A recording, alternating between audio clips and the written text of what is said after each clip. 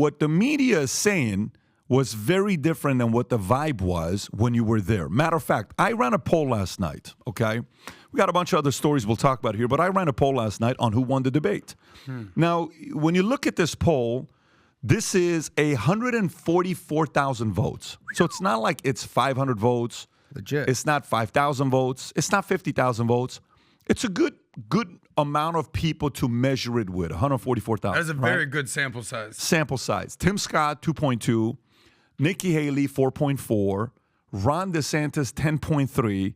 Vivek came out 83% on this poll. Okay, fine. So you look at this, you're like, okay, is this exactly how the audience saw it as well? Rob, if you can pull up the opening, Vivek's opening on how he, just absolutely shook the place up with his opening statement and what he said. If you can just find out while you're doing that, I want to read my recap from what I had from being at this debate. Hang on one second, Rob. Let me find this here. Yeah, if you can find. First, I'll play this clip and then we'll go through the recap. Just play this clip. Watch this, folks. Why should you be the nominee and not the former president? I think there's something deeper going on in the Republican Party here, and I am upset about what happened last night. Wait for it. We've become a party of losers at the end of the day. It was a cancer in the Republican establishment.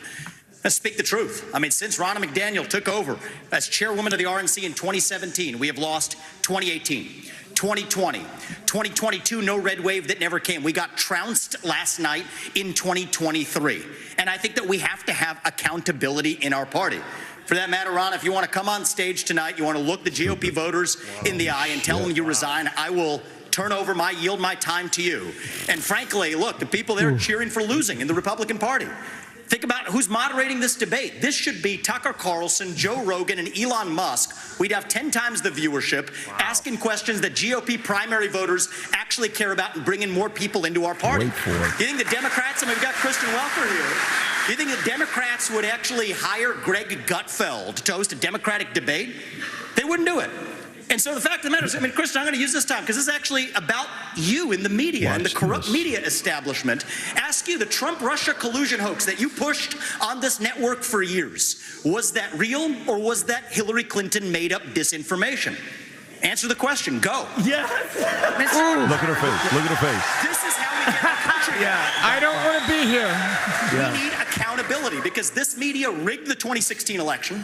They rigged the 2020 election with the Hunter Biden laptop story. Mr. Ramaswamy, and they're going to rig this election. Your time is up. Accountability. Let me turn to Governor Christie. Okay, you can pause it right there. Wow. By the way, when he gave that speech, the place went insane. Is that fair to say? Yeah. He went straight savage mode off top. We were sitting with the folks at Rumble. To our right was the Haley camp. Haley camp was, you would know it's a Haley camp. Anytime Haley said anything, they would scream off the top of their lungs. Yeah, they were going DeSantis was on the other side, and they had different folks that was there. Now, here's the thing. The whole thing, if you go a little lower, I think he is speaking to Ron. If you go a little lower, that right after the debate was done, Ronna McDaniel's story came out that she called him an asshole or something. If you want, she called him scum. No. Haley called him a scum. Haley called him scum. She called him an asshole. That's correct. That's the story. She called him an asshole afterwards. And that was the nicest thing she says, said. this is done. He will not get anything from us or any kind of money, whatever it was, some kind of a statement being said. Not a cent. And people in that area heard what she had to say. So that's pretty intense right there, okay, on what happened. Now, my thoughts, and then we'll go into conversations and different things. Here's what I think happened. If you go to my tweet, Rob, there you go. He's not going to get a cent from us. Look at this. He's an asshole. Total asshole. He will not get a cent from us. She said this at the debate, and others heard her saying this, okay? So he not only goes after the establishment RNC, okay, Ronna McDaniel, went after establishment mainstream media, okay, calling out in their face, go, right? And afterwards, he went after Haley. He went after a bunch of different people he went after. And at the same time, he was yet a synergist. So for me, the winner at the top was Vivek. Not only was he a unanimous winner, if you can go to the tweet, my GOP breakdown, if you can break it down, go to one of the tweets, you'll see it. I think it's the one that reads the whole thing. Yeah, go to it right there. If you can show more. So not only was Vivek the unanimous winner, a star was born today. He shined. He was loose. He was comfortable yet intense. He even gave credit to DeSantis and Tim Scott multiple times. A good balance between a fighter, leader, and a synergist. He kept going on to DeSantis on each break. You guys you may have not seen this, but while we're there, there was 3 breaks. Every break, Vivek went to DeSantis and spoke to him for 90 seconds. Out of the 3.5-minute break they had, he would speak to DeSantis until DeSantis would walk away. It was a sign of being a synergist. He kept giving different perspectives, changing definitions of overdose to terrorist poisoning when they talked about fentanyl and all these other things. Rob, if you can go a little lower with that. He was so captivating that if you watch the replay, you'd notice even his opponents were impressed with him. His opponents were watching him. Now, DeSantis. Last week when DeSantis was on our podcast, it was the highest score he got of searches on Google. If you can bring that up, I don't know if you saw the data or not. That's I'll great. show it to you right now. Does the DeSantis camp know that? I'm sure Brian is a sharp guy. He's a sharp guy. He knows data. Last week when he was on if you go to his Google score, Brandon sent it to you. Is that the one? What date is that? That is the one. No, that's not the one, because that's all 3. If you just go to the one where he was on the debate, it's not working. If you just press retweet, refresh it. No, that's the debate. Go back to the other one. Then it's the other one, Rob. Yeah, look at this one. Highest score. Look where Ron goes. Bingo. At the highest. He hits the 100 mark. He was one of the most trending words on all of Google. So look at this. Blue being Haley, and then red is Vivek. For that entire 2 weeks, Vivek was rarely being Googled. But after our podcast, that's the day. He was here on October 30th. Boom, on fire. That's awesome. So go back to the tweet. So DeSantis, for me, believe it or not, was the most poised I've seen him. I thought he was the most comfortable he's been. He seemed presidential. He was even funny and loose at times. And I actually liked listening to his perspective, on DeSantis. I thought out of 3 debates, this was the best one. Haley was favored to win, in my opinion. But she seemed a little rattled and upset. She even called him scum. I mean, the guy didn't say anything to you but the fact that your daughter's on TikTok. And why are you calling him a scum? It's a valid question he's asking. It's as if she came with an agenda and Vivek disrupted her. Like you have a game plan for your game, and the opponent completely throws you off your game plan. I think Vivek did that to her. She's by far the best at giving data, but she was a bit off yesterday. Mainstream media won't agree with me on that. Christie didn't call out Vivek or anyone else like he did in the first 2 debates. It's as if he wants to potentially go and back somebody up, so he didn't want to piss anybody else off. This was probably his last debate. Tim Scott got the most speaking time out of everybody. I even said right there, Tim Scott got a ton of speaking time, but I found myself thinking I'm at church instead of a debate. Seems like a very nice guy, but way too bland. And this was the best out of 3 debates. I thought moderators did okay. So if you go to the media and see who was the winners and losers, guess what most websites will say the loser was? Vivek. Yeah, weird. What? Isn't that weird? If you go to loser of the the Hill. debate? Go to Weird. any one of them. Everybody has Vivek as the loser. Winners and losers from the debate. Let's see what Hill's going to say. And the Hill's a pretty credible source, would you say? Who do they have as their winners and losers? Ron DeSantis, keep going. Do they have it categorized as a winner and a loser? Anyways, you talk, winner, Nikki Haley, right? You're just a scum, so they gave it to her. DeSantis, winner. And then go to loser all the way at the bottom. Donald Trump, winner. Look at the first loser. Keep going. Mixed loser, number 1. Get out of here. Like, that's Ramaswamy's insane. 2 most memorable moments of the night were both bad ones for him. The attack on Haley's daughter was the worst.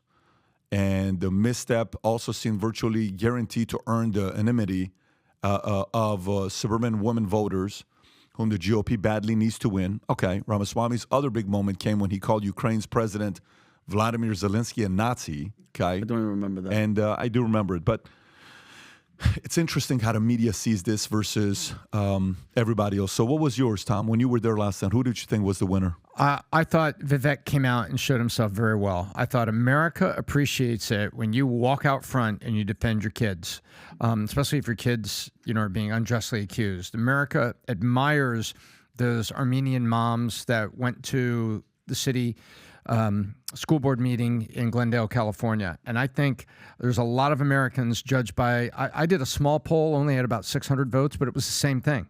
It was 90% for Vivek. I think he came out, he showed himself very, very well. And I thought he was the strong performer. And I really thought that Nikki Haley was really good coming up with the stats, pulling the stats out of her head and responding to points, but she didn't look like poised and smooth doing it. Looked a little like off a step, like a defender who's off a step under the basket and they're trying to catch up to the play. That's kind of the way I felt about her, and I agree with you. I thought DeSantis looked presidential, and in the words of one of the three women at my house, boy, he finally looked like a candidate.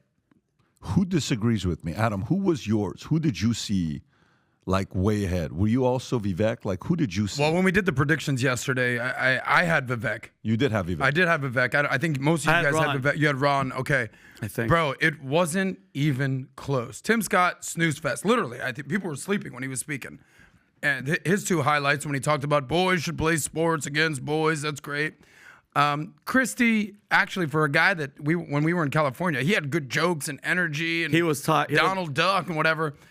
He was just kind of just lame. I don't know. Ron, we've said the same thing over and over and over against Ron. Great policy guy, poised. I get it. A little bit higher, taller in person than with the boots and all that, but he just doesn't have that it factor, that riz. Nobody's like, oh shit, did you hear what Ron said? He just doesn't have it. No. Great governor. I just don't think he's ready for the world stage. Nikki, poised, confident, just way too war hawkish for most people. I mean, she's ready to go to war in Taiwan with China. She's ready to go into Ukraine, Israel. She's ready. I mean, she's looking for fights. She wants it. But at the end of the day, I think we saw what Vivek did, came out the gates in the first debate, guns blazing. Second debate, when we were there, we're like, what happened to Vivek? This third debate, I don't know what got into him. I don't know who spoke to him. Could have been PBD. I don't know. I think it was Pat. Homeboy said, all right, bro, I'm just coming out savage mode. Here's something interesting about Ronna McDaniel. So if you know anything about the RNC, who was the previous chairman of the RNC was Reince Priebus. So he was aligned with Trump. He was a Trump guy. He was the chief of staff for 6 months of Trump's White House campaign. He was feuding with Scaramucci and Bannon. He was out. Yeah. Previous to that was Michael Steele. He's now an MSNBC contributor. But Ronna McDaniel, he basically looked at her. She gave a speech at the beginning of the show. Yeah. Do you remember that was her? Yeah, of course. Here's the thing about her. Do you know what her maiden name is? Take a guess. Maiden name. Maiden name. She's an RNC chick. Yes. Bush. I won't even give it. What? You're not bad. You're not Close? Ronna Romney McDaniel. She's from the Romney family. Did you know that? Mitts? Oh, yeah, God. she's related to Mitt. So she's establishment as it gets. Oh, now, if we know anything about Vivek, my final point, homeboy's anti-establishment. Yeah. He's smart. He's capable. He's opinionated. He's savvy. He'll show up anywhere. He showed up foot planted in the middle of the RNC and was like, check this thing out, and just went guns ablaze. So to me, he was undoubtedly the winner of the night, and it's no wonder that mainstream media has him as a loser. Oh, that's interesting. Mitt Romney is her uncle. Her uncle. Yeah, there it is. First of all, and Mitt Look, are guys, brothers. look at me bringing some value to the podcast. anybody that names Very their good. I like this. anybody that Thanks, names man. Research. anybody that names their son a sporting equipment, Mitt, it's just whatever. But anyway, listen. Obviously, Vivek. I mean, I'm not surprised. A mitt, sports equipment. Mitt. You put your baseball Tom, fan. you Come went on, to Tom. college. You don't know what a mitt is. Tom, you're a pitcher's Seriously, duel Tom? guy. Jeez, thanks, Tom. But anyway, Back when I went to college, Vivek came called a out glove. like Mike Tyson, first round knockout, crapped on everybody. He didn't do male, female, kid. He doesn't care. and I respect it, but I think Pat, right off the rip, the fact that he called out the media, I think that had a play in the fact that they went to Christie a lot and they went to Tim Scott a lot, right? But Called out Kristen Welker to her face right with to her that face, weird and she smile. didn't know what to do. She was shell shocked. But Pat, you know I saw Wow. Vivek do? He showed Trump, and this is why they're all going to go after him. That's why he's not winning on no leftist polls. He had that Trump attitude. But he's not winning on Republican polls.